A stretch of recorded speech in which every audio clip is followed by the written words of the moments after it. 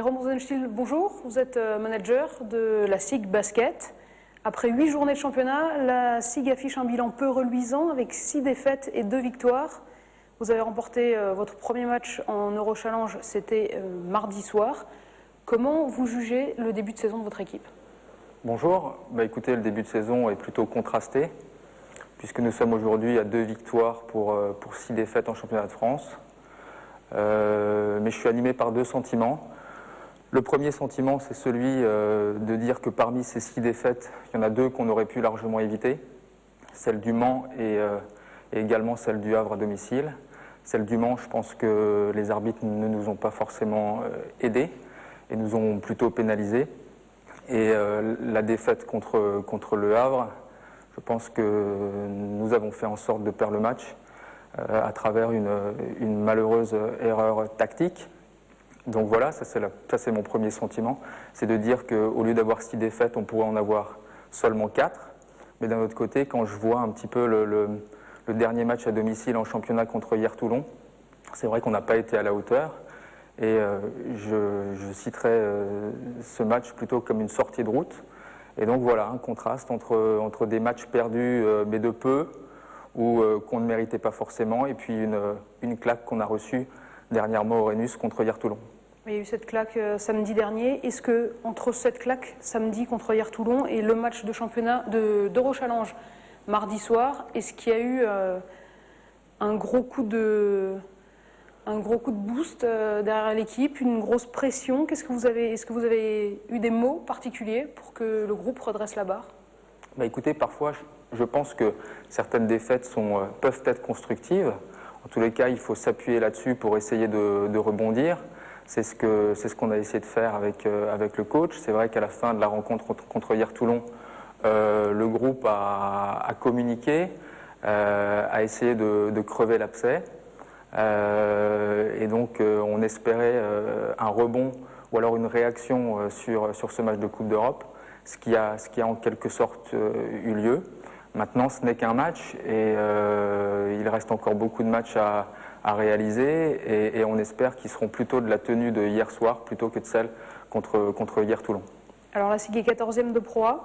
Est-ce que si l'équipe ne remonte pas rapidement au classement ou n'équilibre pas son bilan, on sait que le sport moderne est assez versatile, est-ce que le coach est menacé? Ah non, pas du tout, je crois pas, non. Je pense qu'avant tout, il ne faut pas oublier qu'on a une équipe qui est relativement jeune, avec des jeunes joueurs. On a fait le pari de la jeunesse. Fred a souhaité engager Thomas Hurtel, qui est un des espoirs du basket français. Également, on a engagé deux jeunes joueurs rookies qui ont un potentiel, mais qui, malheureusement, liés à leur statut, n'ont pas forcément toutes les armes ou ne connaissent pas tous les enjeux liés au sport professionnel. Donc je pense qu'il va falloir un peu de temps pour essayer de mettre tout le monde dans le même sens de la marche. Maintenant, vous dire que l'effectif restera intact comme ça jusqu'à la fin de la saison, je ne peux pas vous l'affirmer.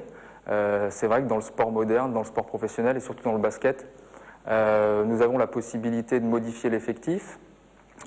Selon certains critères réglementaires bien sûr, mais en tous les cas on a la possibilité de le modifier et c'est sûr que si jamais les résultats ne se redressent pas un petit peu ou alors si nous ne revenons pas dans des zones qui correspondent à nos ambitions, probablement que nous allons procéder à quelques réajustements si nécessaire.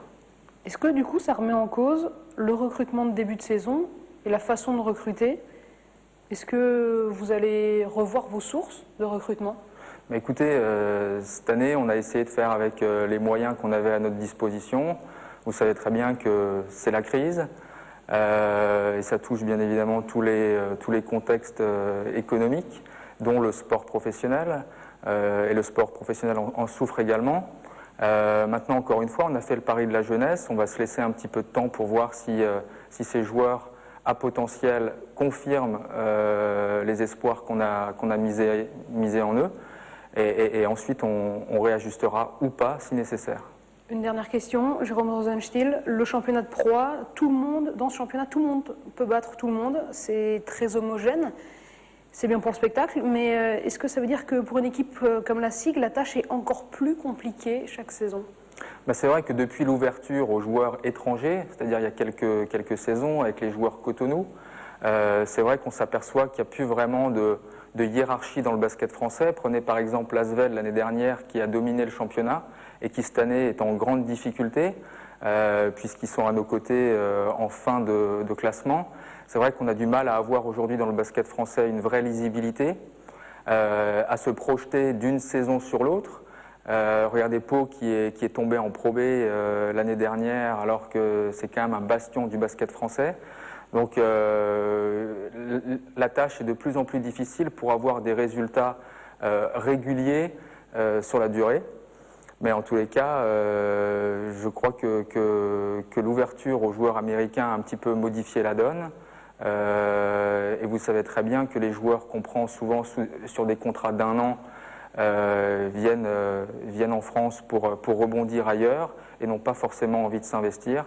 Malheureusement, c'est le contexte du basket français aujourd'hui. C'est un constat. Mais d'ailleurs, l'année prochaine, les instances du basket français ont décidé de modifier un petit peu la règle en limitant le nombre de joueurs étrangers dans le championnat. Jérôme Rosenstiel, merci. Le prochain match de la SIG, ce sera ce week-end à Roanne. Le prochain match au Rhenus, c'est dans 10 jours maintenant contre Dijon. Merci à vous.